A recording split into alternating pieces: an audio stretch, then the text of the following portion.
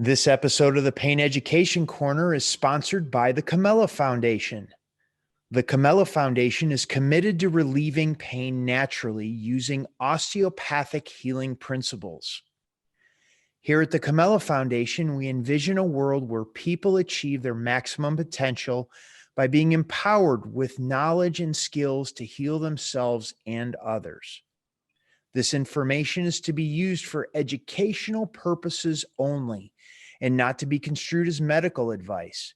If you have any questions or concerns, please consult a licensed healthcare professional. Bill, the knee pain guru, and welcome to the Pain Education Podcast, brought to you by the Camella Foundation.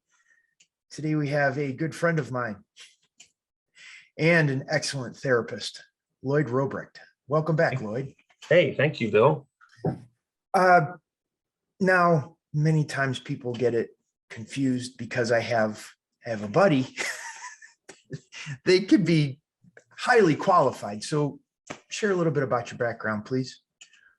Okay. I am a therapist, a mental health psychotherapist here in Roanoke, Virginia. I will see people for a wide variety of reasons and have a number of issues.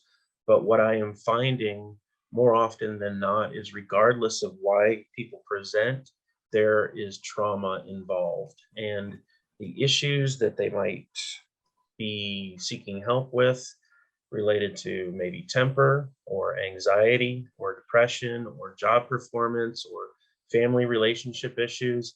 If you dig down deep enough, it's related to traumatic events that they've experienced in their lives, which have formed their patterns on which they live their lives. And that brings about a certain level of dysfunction, and that's why they are finding themselves in therapy. But I'm also finding that in relation to physical pain, the stories that we tell ourselves, the patterns that we run up in our heads really do contribute to our experience of pain, whether it be physical or emotional.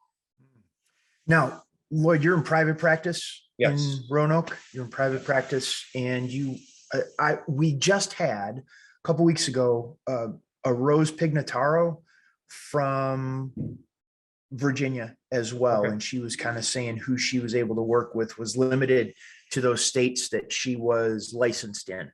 Absolutely. Yeah, I have that same issue. Same thing. Yeah. Okay. Yeah, that's if people want to utilize their insurance. Yeah. So you could work with somebody outside of the vicinity on of a Virginia. Contractual kind of basis. Cool. I just want to make sure for those watching that they could understand. Now, one of the angles that I really thought was interesting that you were bringing to the table was around NLP, Neuro-Linguistic Programming, in terms of helping with the pain, with the trauma, with everything that you were talking about, the mindset that goes along with that. Could you share a little bit about what is NLP and kind of delve into that a little bit? Sure. That's a very broad question. What is NLP? Okay. Because it really does go into so many different areas. But if you want to just kind of dissect the term, neuro is your brain, your neurology. Linguistic, the language. So what language does your brain or your neurology use? And how do you program yourself, or have you been programmed by your experiences? And it's basically your thoughts. What are the structures of your thoughts? You can think about something in your past and call it a memory. You can think about something in your future. But we do it in the same way. We create mental pictures, which is visual. You know, we remember what something looked like, or we can imagine what something will look like. There's the auditory concept of our thoughts or our memories. You know, we can remember what somebody said, or we can think about what we're going to say, and we can hear it in our own heads.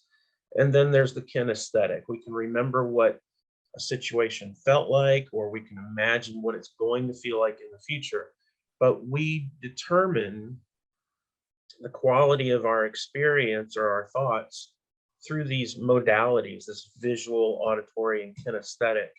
And in the 1970s, Guy, Richard Bandler, and John Grinder worked together, and they noted the people who were at the top of their fields. They studied or they modeled several people in the world of psychotherapy, but also business achievement. But they looked at the qualities or the quality of their thoughts through these three modalities: visual, auditory, and kinesthetic, and looked at how can a person create change. And basically, in a nutshell, it's the study of the structure of our thoughts. How do we think, and how can we create change by manipulating or utilizing these modalities for sensory input and their submodalities, or the quality of the visual, auditory, or kinesthetic. I use that quite a bit in my therapeutic work. Okay. So, oh boy, you're right. It is a very, very broad topic. There's so many different directions to dive into. One of the things that comes to mind that you're talking about, trauma that people experience and how it changes how we think about situations from the past in the future. It keeps us from being present. Have you seen anything over the past, let's say, several years, in terms of the level of trauma that of the people that you're, the clients that you're working with? The level of trauma, I cannot say. I would say, though, that two things have happened that I'm seeing. One, people are more encouraged to talk about trauma and to admit to trauma, which I think for the most part is a very good thing. The people are more readily able to seek out the help that they need. But along with that, there's a tendency for society as a whole to kind of jump on that bandwagon and really want to focus on and emphasize, oh, that's traumatic. You were traumatized by that. So people are identifying difficulties, hardships, situations in which I'm kind of trying to reframe people to see as, oh, that's a learning opportunity. That's a struggle through which you could develop strength. But they're being encouraged, or they're identifying themselves as being traumatized. So, what is it? What is trauma? What is traumatic? What is, and again, this is the quality of our thoughts and how we frame an experience. So one person can experience something and see it as an adversity to grow from, and another person can tell themselves through their mental programming that this is a horrible trauma, and that they're the victim, and that there's no recovery from it. Yeah, it's perfect. I see that a lot, that people almost relish in their victimization of a situation, and they get stuck there. And I think what you're talking about and what neuro-linguistic programming can move someone stuck in that place of thinking something is painful, whether it be mentally, emotionally, physically, into a place of empowerment, like the pivot that they would begin to think about it differently. And you use that word relish, and I would use that. I don't know if I would use that word, because I think if you ask the vast majority of people, they would say, no, I hate this. I don't like this. This is a horrible situation. And I agree with them, and I empathize with them. I don't think that they're consciously doing it. It's that they don't see the other option. They don't see that there may be an element of choice. And, I can hear it now. Somebody saying, no, there's no choice. This happened to me. And I would agree. Yeah, things happen to you. But where you move from beyond that experience is an issue of choice. But sometimes we just don't see it. And that's where I come in. You know, it's like you have to be shown that we can respond to things rather than react to things. And that's something that I, preach a lot, is the difference between reacting versus responding. Yeah. Would you speak about that a little bit? Reacting as opposed to responding. Sure. I think I get it, but I want to make sure those that are watching, right. it lands for them. We as human beings tend to be very reactive creatures, and we're, like, again, in the area of neuro-linguistic programming, we are programmed, we are anchored, and we are triggered by people, circumstances, and our environments. And very often something happens and we have an emotional reaction to it, and then we physically react to it, and we speak in reaction to it. And if this is a negative thing and we react in a very negative way, but it's what we, feel justified, maybe that's where maybe that's a word we could replace relish with. Okay. Justified. We find that people do things in reaction that later they look back on and go, oh, why did I say that? Why did I do that? Now I've got all these negative unintended consequences for how I reacted. Responding is more of a mindful practice, a mindfulness technique that we can talk about a little bit more, but it allows that moment of pause. And once I've worked with a person to kind of identify their ideal self and their ideal characteristics, they can take that moment of pause and choose to respond in those situations rather than to immediately have that knee-jerk reaction. They can take that moment of pause and think, okay, how do I want to respond to this? What's going to create the best good for myself and the other people involved in this situation? What's going to bring me happiness? And, when people respond to something, they look back on it later and they can feel a sense of pride that they did a good job, that they made the most of the situation. It's not typically one of regret, which follows after that knee-jerk reaction, which is usually fear-based and protective. So is the process of the neuro-linguistic programming the dialogue you're having with your client, offering other options or proposing different ways of looking at a situation or scenario that they were stuck in? Sure. Is that the process? Well, I would say that's the therapeutic process, hopefully, ideally of talk therapy, getting a person to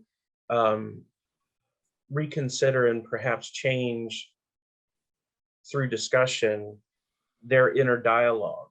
But where neuro-linguistic programming differs is that a therapist might actually say, okay, now from observing you when you were telling me about this situation, based on some eye movements that I noted, I'm wondering, we can talk about eye access cues and all that stuff too. Yeah. But, from what I noted through your eye movements, I'm wondering, did you just have a mental image up in your head about that situation? Were you running a movie, or was it a still frame picture? Was it colored? Was it black and white? All these different characteristics of the visual quality, the submodalities of the experience. And, the client might say, yes. Okay, well, tell me a little bit more about that. How did that make you feel? What kind of other thoughts does that cause you to have about that situation? Well, it was painful. It was hurtful. I felt ashamed. And based on that visual experience, and then we would also ask, are there any auditory components? Did you hear people saying something? Are you recalling what was spoken? We already talked about how did it feel, but then we can go back and change that memory, that experience, not necessarily what happened. We're not going to have cause somebody to believe something didn't happen, but how do they value that experience? Was this a traumatic thing, or was this a difficult thing that can provide growth for them? Can we change the qualities of that memory experience so that it's less impactful in a negative way and more impactful in perhaps a positive growth promoting way? For example, if I have a big, large in color image of something that happened to me, somebody's in my face yelling and screaming at me and berating me and making me feel,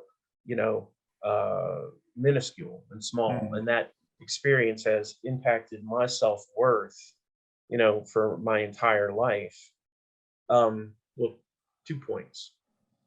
Traumatic experiences like that are so ingrained in our neurology that it's very easy for us to replay them repeatedly. And people replay traumatic memories over and over and over again, wearing a very nice groove in their neural pathways to promote this recall very efficiently. And we replay them the exact same way over and over and over again. So what neuro-linguistic programming would do would have a person recall that memory, but then let's change it in some way. So the neural pathway is disrupted. It's like that pattern of tension that a person holds in their body or in their mind or their neurology associated with that memory has to change, because I'm taking the picture that's big and in my face and I'm pushing it back. I'm putting myself at a more objective distance. I'm going to tone down the colors of that image so that they're not so bright and intense. If there's an auditory component, I might change it in some way to make it less abrasive, maybe even comical. Now, how often do people remember their traumas and think about them in a comical way? It hardly, if ever, happens. Yeah, I know you. Don't go there. Don't go there. But it rarely happens. But once a person has figured out that they can do that, their experience of that situation is going to be vastly different. I like it, and I could see how this ties in with our martial arts training. The background that we have training in the martial arts, on how that was, we reframe being punched or kicked or whatever that is in a different way. I didn't know you did martial arts, but that's cool. In theory. I joke. Yeah, absolutely right. Absolutely right. And there's also this this piece that's really fascinating to me, is observing the client. You call them clients or patients, just so I call them clients. Clients. Okay. We're not in a hospital setting. So yeah. Okay. When you notice the eye movement of the person change at the moment you ask the question, or we're talking about a specific topic, it seems to me that the neuro-linguistic programming is about you being acutely aware of the body language and how that changes in the person when at the moment of the question or whatever the situation is. Sure. Absolutely. Are there other, eye movements, that's a real. Sure. So what you're asking about are called eye accessing cues. How does a person access memories or thoughts in their brain? And are they visual memories? Typically when people form a picture or a movie in their mind, they tend to look up to the left or to the right, whether they're remembering specifically, or they're adding details or creating an image, it'll change whether it's left or right. So, you know, I can tell if a person is making a picture or mental image in their head.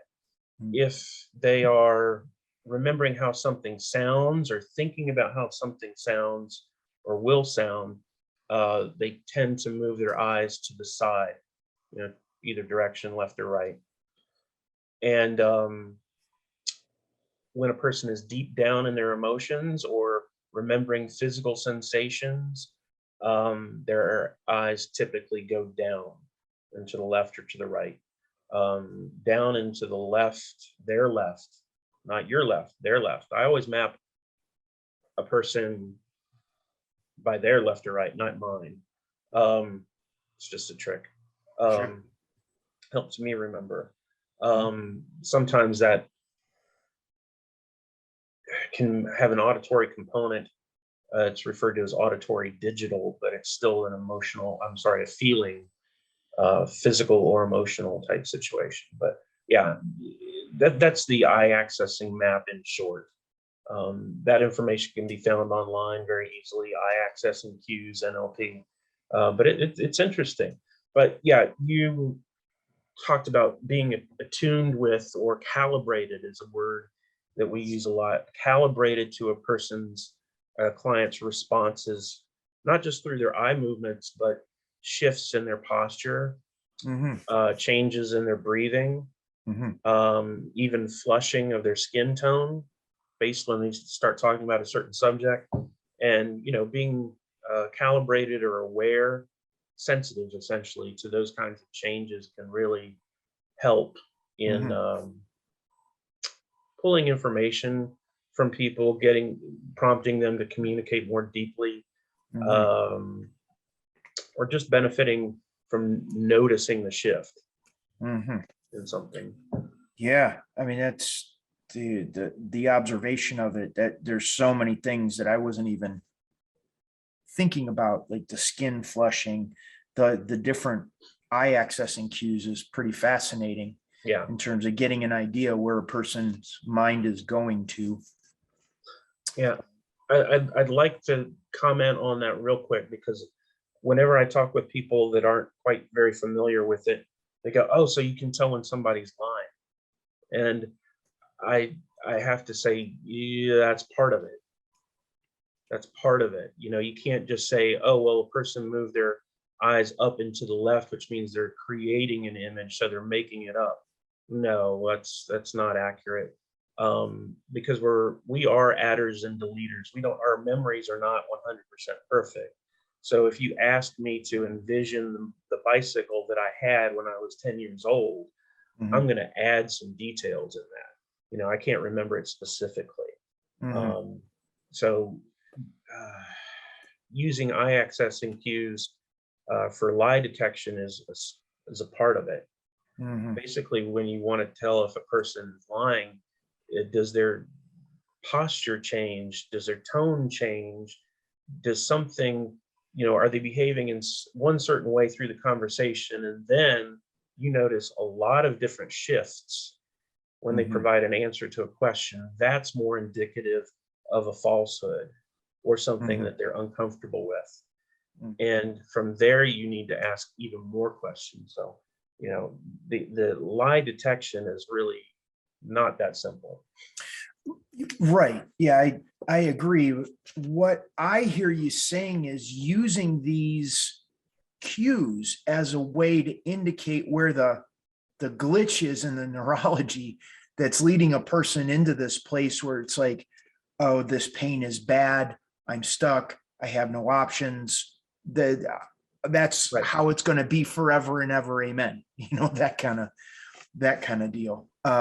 What I find that understanding this fundamental approach to our neurology is a way to begin to change it. Yeah. Well, you know, one thing I say is that patterns persist. And by that, I mean, what people have done, they will continue to do. the way they have been, they will continue to be, until they find that that pattern, one, no longer serves them, is perhaps detrimental to them, and they find a better way. And that's where therapeutic interventions, come in, is like, what is the better way? And they have to believe that or make that choice for themselves. You can't tell somebody, you need to do this, you need to do this, you got to do this. This is important for you to do that. You can't do that anymore. You know, unless that's coming from a very highly respected and influential source, it impacts them in such a way that they start telling themselves, having that conversation with themselves, that they need to change. They're not going to, Where do you see, because I find it in working with the clients that I work with online, there's a physical component with that we're usually starting with knee pain. Right. And then we're beginning to change the neurology. I'm just coming from a completely different angle with that. But I find that there is a huge mental and emotional component that is tied in with where they're stuck with their knee pain. And what I just heard you saying is a person needs to come to that decision or that choice themselves, that this doesn't work anymore. I need to do something different. I don't know what that different is. And it almost seems like they're really stuck in that place because they just keep replaying this pattern that's no longer working anymore. What would you say to someone in that place that they're like, okay, the end of my world as I know it. What do I do? Because I mean, there's 1,000 therapies out there, thousands of therapies, physical therapies, energetic therapies, talk therapy, like you were saying, NLP. Like, what is the thing that would a person in that place that would go, well, that's the way I would go? How do they know if someone's going to help them or not? Well, a conversation that I have with people, and this is perfect kind of lead into NLP and actual physical pain rather than just emotional stuff, but is person has to understand that their identity, who and what they think they are, is the result of patterns and messages and internal dialogues that they have had their entire lives. And when you're talking about using NLP with physical pain, you're actually talking about starting up a dialogue or even a partnership with your unconscious mind. And immediately people go, what? Your unconscious mind? What? And I have to encourage people to get out of the box of their identity, because the unconscious mind is not something that we in this culture are encouraged to, one, understand, to trust, or to put any kind of faith in. We just don't even know what the unconscious mind is, right? I'll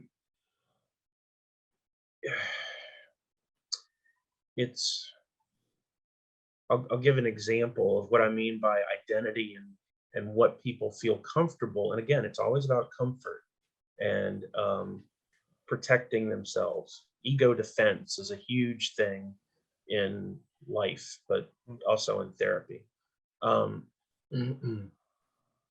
So let's say I have a client and he's 70 plus years old and he loves to fish. And but he's got stability issues and he falls down and might hurt himself or fall in the river, and something bad could happen. So his family is telling him that you can't go fishing by yourself anymore. So part of his identity, hey, I am a fisherman, gets taken away. Right. And let's say that his exercise that he likes to do is the water aerobics class at such and such gym, but they put too many chemicals in the water and it causes a skin rash, and they don't maintain the place very well. So, he can't do that anymore. The thought of going to another gym to do the same thing doesn't even occur to him because he's so identified with this gym, all this kind of stuff. So we're talking about other ways to get exercise. And he says to me, well, somebody told me the other day I should take up Tai Chi. And I'm sitting over on my side of the room going, yes, great, wonderful. And then he makes this eye movement and this facial expression. So you know what's coming. And he goes, yeah, but that's just not me. That's just not me. He's identified himself within this box of this is what I do, this is what I am, and nothing else. So, I have to encourage him and find examples of things that he has come to love and enjoy that he does identify with that he didn't necessarily identify with in the beginning, because everything's new at some point. Some things untried at some point, but you have to find that hook before a person will allow themselves to kind of shed their identity and try something different. So having a conversation with your unconscious self is a little off-putting to a lot of people in the beginning. I've never done that before. And is that the unconscious self that you're referring to? Is that in the example you just gave about the person, the fishing and the swimming or in the chlorinated pool with the chemicals, what part of that is the unconscious mind? Is it the fact that about the Tai Chi that's coming to the forefront, that the person isn't identifying as doing Tai Chi? Like, what part of that is the unconscious mind? Okay.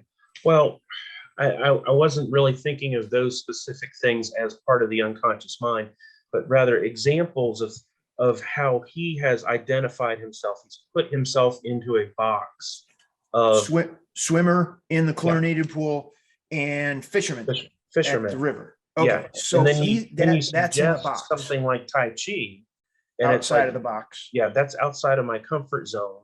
Okay, it hasn't become part of my unconscious patterns, my routines, things that I just naturally do without thinking about anymore, because that concept hasn't even worked itself into his unconscious mind as a safe thing to make a habit of. So when it butts up against his identity, that box, he's like, no, that's not me. That's not me. I don't do that. That's not, it's too, I don't get and understand the slow motion movement and all this other stuff.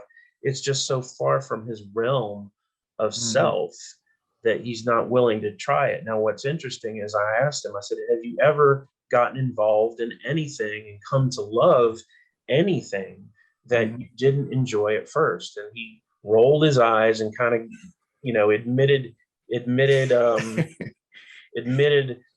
that I was hitting on something there. He goes, well, yeah, actually the water aerobics at the gym, when I first started doing that, I thought it was all going to be a bunch of women and, that I was going to be the only guy in there. And I really didn't want to do that either, but I really love that stuff, So he had the experience of it, and then his internal dialogue about it changed.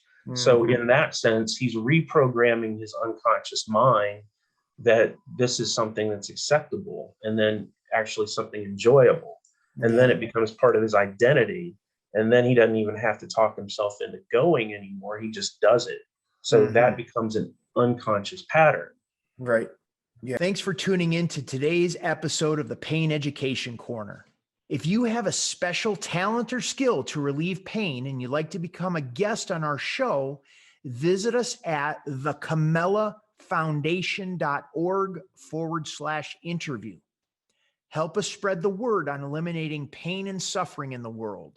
That's thecamellafoundation.org/interview. Yeah, that's huge. I think those are the first things that need to line up in order for a person to adapt to something more functional in their life. In this case, the older gentleman that is trying to figure out something where he could still be active and Yes. participate in life. There's, gosh, well, you know, my backstory with my knee injury, and the whole thing was judo for me. And it was like, I don't really want to do that anymore. What are other options? And then Systema came along, and how there was a healing component to it. In the beginning, it was real hard to let go of that old self, the ego, right, all of that kind of stuff, and do something different that was something that I wasn't exactly proficient at. Right. So I get that big time. And when I hear you slowing down the process with your clients, that instead of, swimmer, fisherman, and now Tai Chi, that you're starting to make these little connections in their brain to be able to think, almost like a crack in the door open, so that new, and it could be Tai Chi that they'll make connections on. It could be a gazillion different options that they could start to engage life differently. And maybe it isn't Tai Chi. Maybe they go there and then they meet a new friend, and that friend, there's a bunch of different options that could open up as a result of that interaction during the Tai Chi class. Right. Well, it all has to do, I say patterns persist. Mm-hmm. Well, why do we have patterns? What causes a pattern to develop? Well, we've learned to identify with it, make it a part of ourselves. Mm-hmm. So our sense of self is our ego, and when I say ego, I don't mean haughty arrogance. Oh, he's got a big ego. It's just our identity, who and what we are. That's our ego. But our patterns that we've associated and identify with are part of who and what we are. And we're always struggling to defend those. Politics is a great area. I'm this, I'm that, I'm on the left, I'm on the right, and we're so defensive about that kind of thing that we learn that somebody's from the other side of the spectrum on that political thought. We're already, biased. We don't want to hear what they have to say. We already know what kind of, drivel they're going to be throwing at us, or what kind of point of view they're going to be spewing out of their mouth that really buttresses up or clashes against our personal values, so that we don't even listen. So we're all really invested in ego defense. So getting, moving out of our comfort zones is really, really hard. We pay lip service to, I'll try new stuff. I'll do new things. I'll give this a shot, but yeah, when it comes down to it, we tend to be avoidant and defensive in those regards. Yeah. Well, where do you find the balance in that? Because there are certainly perspectives that I'm open to hearing to, and then at some point it just gets so far outside of the ability to wrap my head around that. How do you know it's like this slippery slope to a place that is really difficult to make sense and actually detracting from my life, a person's life? Well, you have to show a person the dysfunction of their patterns and say, okay, are you ready to experience something different? Because if you continue to do what you've always done, or continue to think what you've always thought, or continue to feel the way you always felt, those patterns will persist. And I think you're absolutely right in a therapeutic context where there is someone is definitely leading and another person needs to follow. They're going to you to get help. But for the average person that's out there that is experiencing this mental pain of dialoguing with a friend or a family member or something like that, that it's like, how do you navigate, negotiate that place? Send them to a therapist. No. Okay. Tell them, go see somebody. I got my business card right here. Good call. Well played, sir.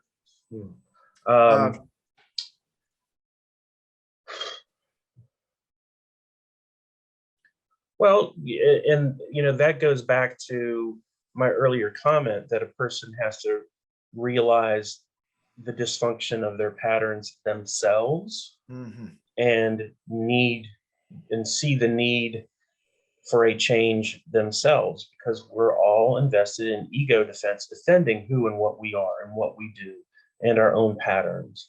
So, making somebody, getting somebody to do that, very hard. It doesn't work. It doesn't work. It doesn't. Yeah, it doesn't work. People have to be shown, introduced, guided, helped.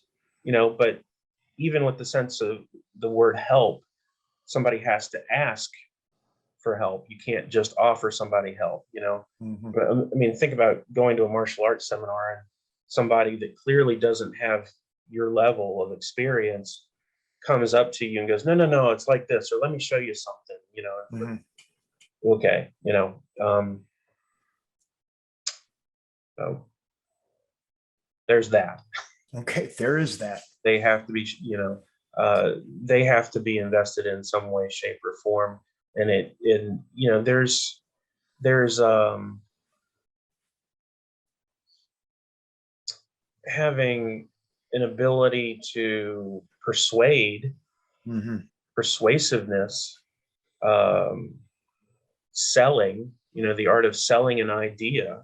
That's definitely a part of NLP, but that's also about talking the same language, so to speak, that knowing where a person is coming from and building rapport with them. And, that develops a level of trust. So really a person is making that decision to listen or to follow themselves. So you can be influential, but you can't make. Sure. Right. So correct me if I'm wrong, but I hear both people have to have both have a vested interest in a change in the outcome from the conversation, that it isn't, we're both working together for a different outcome. That might not be the starting point. Okay. But that needs to happen. Otherwise, the conversation will just be, it'll constantly be this and never this, right? Where do you see the starting point? I hear you saying there's a maybe a baby step before that, or a couple steps before that to enter into the conversation.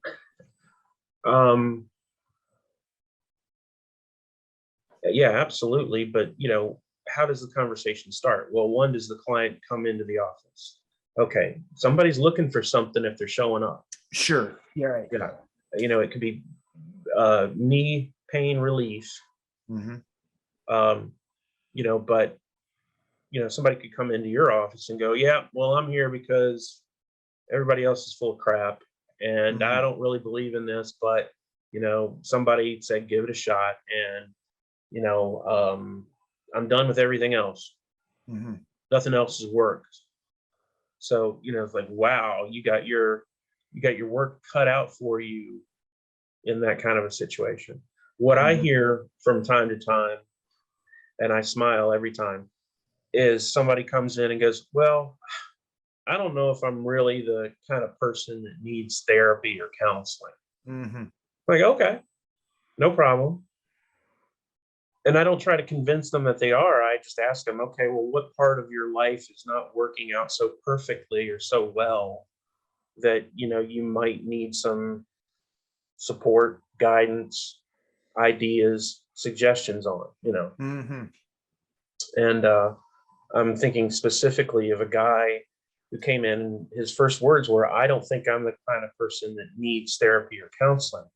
And I said, "Okay, well, what brings you in? What's not working out so well in your life?" And he said, "Well, the guardian ad litem and the custody, battle for my children suggested it." I'm like, okay, so you had a marriage that didn't work out. You've got custody issues, all these things, and ask a few more questions. And it's like within a matter of minutes, like revealing all these stressors in his life, where his life has not worked out very well. And, he needs help. But because that doesn't fit his frame, his identity, his sense of what a person who needs therapy is, he was totally closed off to it. It was outside of his box. Because in his mind, a person who needs therapy is some diagnosable, major depressive disorder, psychotic episode, schizophrenia type thing, not somebody who might be dealing with a lot of stress and dysfunction in his primary relationships. Yeah, right. Well, going by that, most everybody could use help. Yeah. Ding, ding, ding, ding, ding. Most everybody could. Yeah, I Yeah. agree.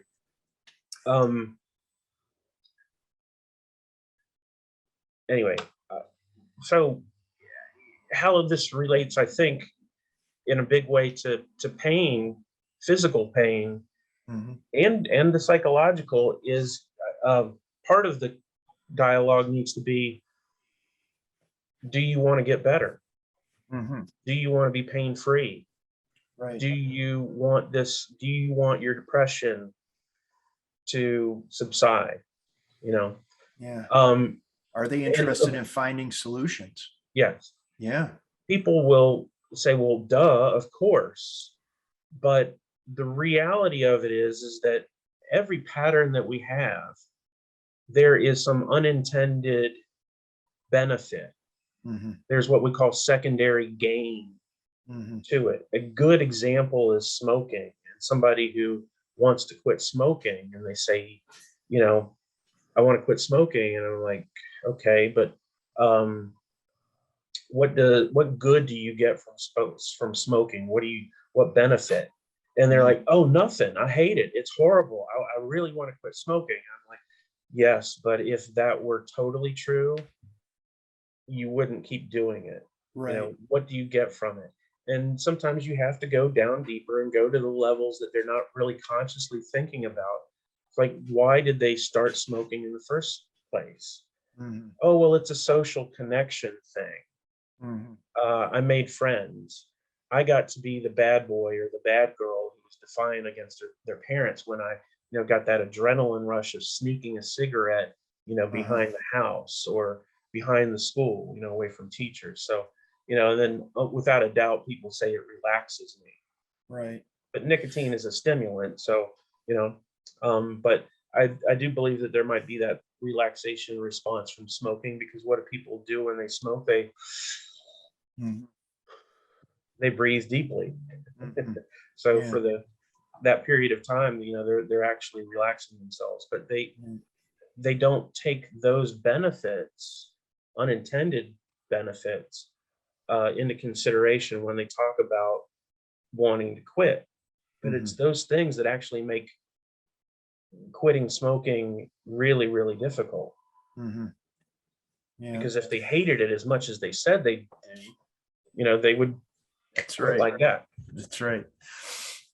Lloyd, this is all great information. I think it really gives a nuance to the conversation that needs to be had underneath the conversation. Like the issue with pain is just the symptom. You're talking about the conversation below that symptom that can begin to suss out a sustainable and long-lasting solution for the person suffering with pain. Yep. What is your, obviously not all therapists are created equal. Can you give us maybe a a short list of how someone who is looking for this type of support, using NLP, working with a therapist, could get a, I guess, vet or interview therapists to know which one would line up with them?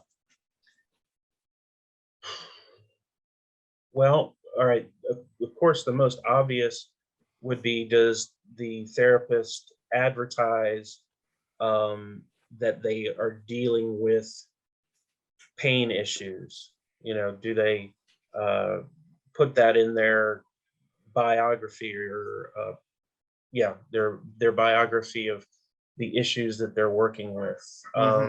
Do they advertise specifically about NLP? And a lot of people that do NLP might not really be adept in the techniques that are used for pain, but they might be.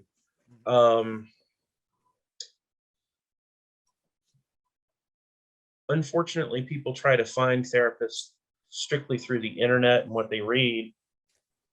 There's nothing wrong with calling people, calling people and asking questions of either the front office staff, like, does this person deal with this? What's their approach on this? Or, could I have 5 minutes to speak with the therapist about this? I'm interested in coming to see them. That, I think that's, appropriate.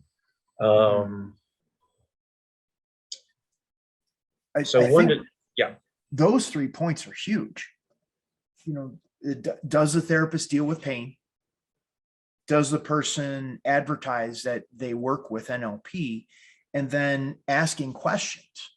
And I think what would be super valuable, and if this is something you'd be willing to do after we wrap up today, is put together a short list, 3 to 5 questions maybe, that I could put in the description box below, that when they look to, when a person calls to vet out a therapist, to that they would have this short list of questions that they could talk to them.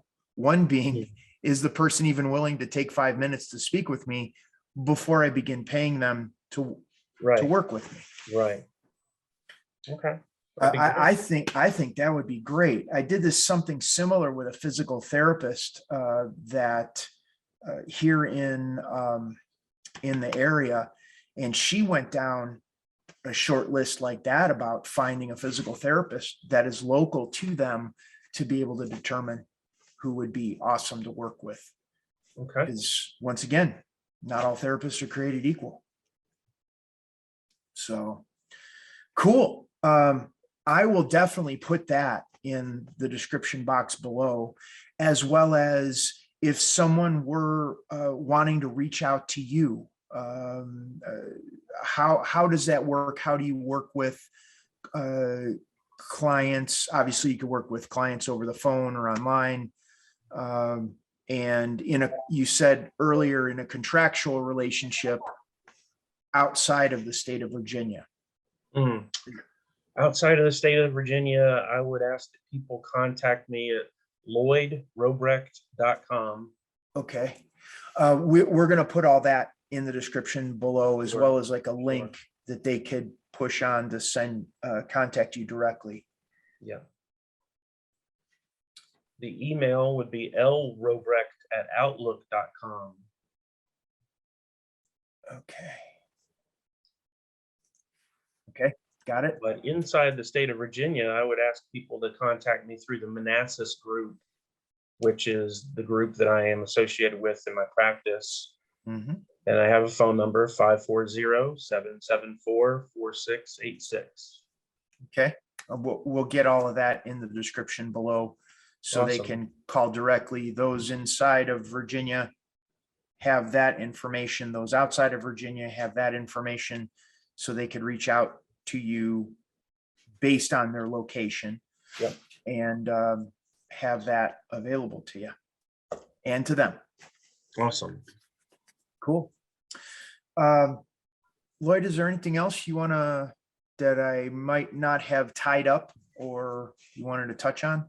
I think we need to do this again because there are so many aspects of actual physical pain that I don't think we touched on. And this maybe I was looking at it a little differently. I have some descriptions of actual NLP processes Ooh, that people okay. would, a therapist would use to help a person with knee pain or any kind of pain, physical pain.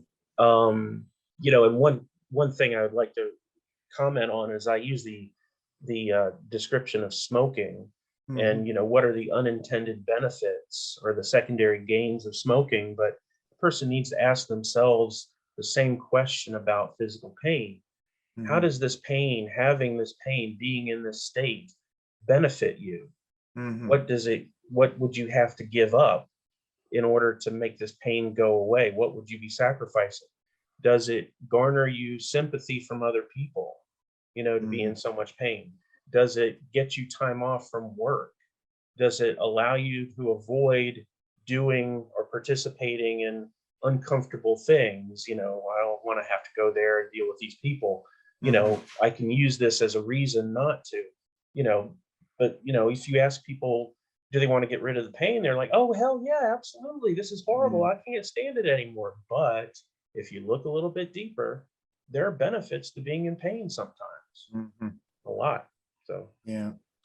Well, then let's do that. Let's in okay. next couple weeks. All right. We'll zero in on a little bit more specific topic around that, like a physical process. So we could suss out that the name of that podcast in a Sure. few weeks, and we can do another one where you can walk me through some pain I'm having. Okay. Cool. Lloyd, it was Thank you, sir. fun. It was awesome having you. Thank you. Appreciate you very much. Appreciate your time. This is Bill Paravano, the knee pain guru. Thanking you so much for being here on the Pain Education Podcast brought to you by the Camella Foundation. Thank you so much, and we will see you next time.